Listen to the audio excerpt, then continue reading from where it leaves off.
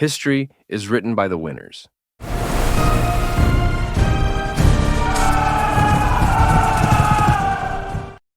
Every battle you learned in school, every war, every conquest, every turning point, you heard one version.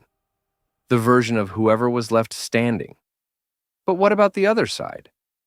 What did the Persian soldier feel when he crossed into Greece, believing he was unstoppable?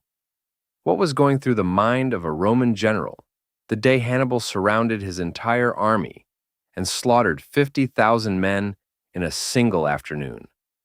What did the Ottoman commander think when Vienna, the gate to all of Europe, refused to fall? Welcome to the Hidden Trench.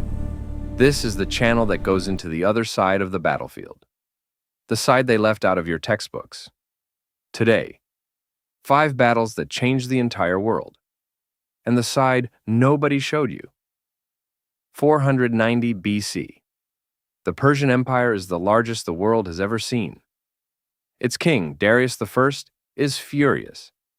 A tiny group of city-states, Greece, had the nerve to help rebels challenge his rule. So he sends a fleet.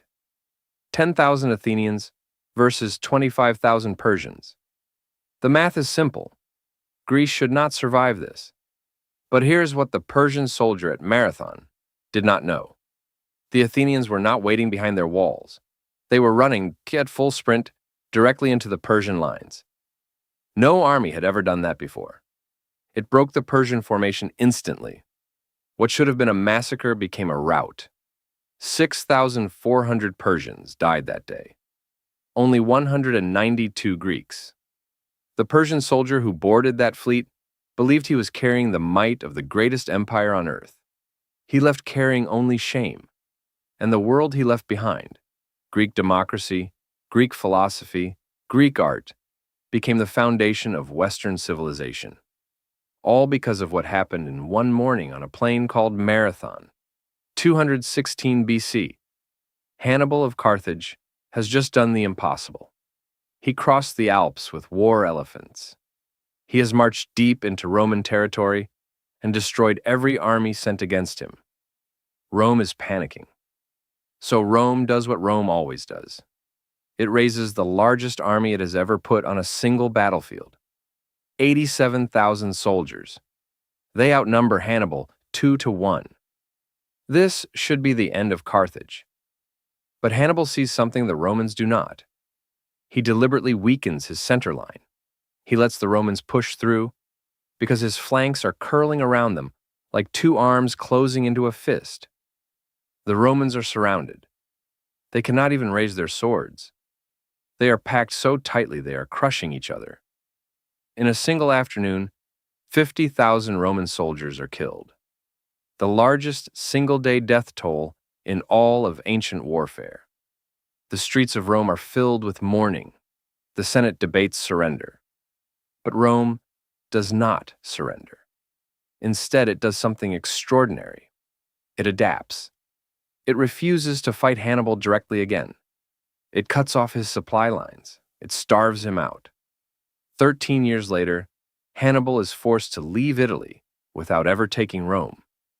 And the tactics he invented that day at Cannae, the double envelopment, are still taught in every military academy on Earth right now, in 2026.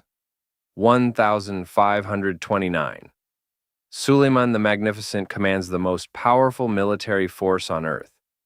The Ottoman Empire has already conquered most of Eastern Europe.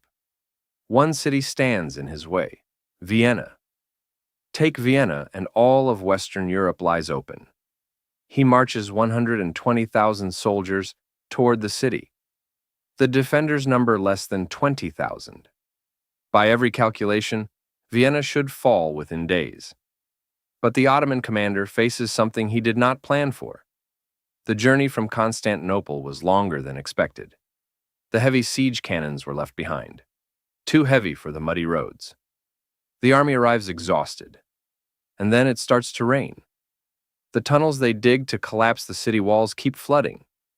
Every assault is repelled, and winter, the Ottoman army's worst enemy, is coming fast. After 3 weeks, Suleiman orders the retreat. The greatest army the Islamic world had ever assembled turns around and walks home. Vienna never falls. Western Europe remains as it is. The Ottoman tide never pushes further west. One city. 3 weeks of bad weather. The entire political map of Europe today is the result. By 1260, the Mongols have never lost. Not once. They have conquered China, Central Asia, Persia, Russia. They have destroyed Baghdad, the center of Islamic civilization, and killed up to 1 million people in a single week. Now, they are coming for Egypt. After Egypt, nothing stands between them and all of Africa and Western Europe. The Mamluk commander Qutuz knows what every other commander before him learned the hard way. The Mongols bait you into a charge. They retreat, you follow, and then you are surrounded. So Qutuz does something no one has dared before. He hides his cavalry in the hills. He sends a small force forward to provoke the Mongol charge. The Mongols attack. The small Mamluk force retreats, exactly as the Mongols expect. The Mongols follow, and then the hidden cavalry descends from the hills on both sides. For the first time in history, a Mongol army is defeated in open battle. Not ambushed, not starved. Beaten in a straight fight. The Mongol Empire never expands west again. Egypt survives, the Islamic world survives. The preserved libraries of Baghdad's knowledge, mathematics, astronomy, medicine, eventually flow into Europe and help spark the Renaissance. The Battle of Ain Jalut is one of the most important in human history, and almost nobody has heard of it. 1942. The German war machine has conquered most of Europe in 3 years. Operation Barbarossa, the invasion of the Soviet Union, is the largest military operation in human history, and it is working. Then Hitler makes a decision that will define the entire war. Instead of focusing on a broad advance, he becomes obsessed with one city, a city that bears his enemy's name, Stalingrad.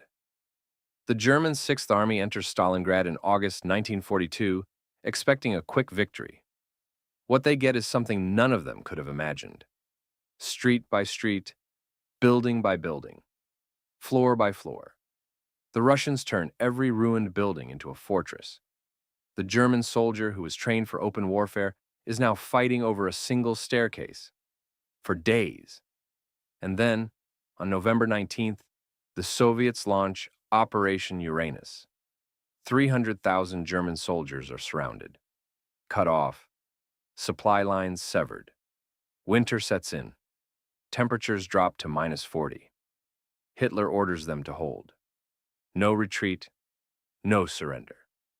The soldiers who had marched into the Soviet Union, believing they were part of an unstoppable force, are now eating their horses to survive. In February 1943, what remains of the Sixth Army surrenders. Of the 300,000 men encircled, fewer than 6,000 will ever see Germany again. Stalingrad broke the myth that Germany could not be stopped. The entire war turns here, in a city that was supposed to fall in 2 weeks. 5 battles, 5 turning points, 5 sides of history that never make it into the textbooks. Marathon, Cannae, Vienna, Ain Jalut, Stalingrad. Remove any one of them, and the world you're living in right now does not exist.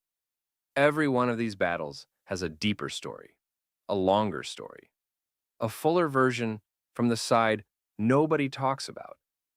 And that is exactly what this channel exists to tell. Next time on The Hidden Trench, we go into Stalingrad. Not from the history books, from inside the Sixth Army, from the letters the soldiers wrote home that their families never received. From The Hidden Trench. Subscribe if you want the side of history they left out. I will see you in the next one.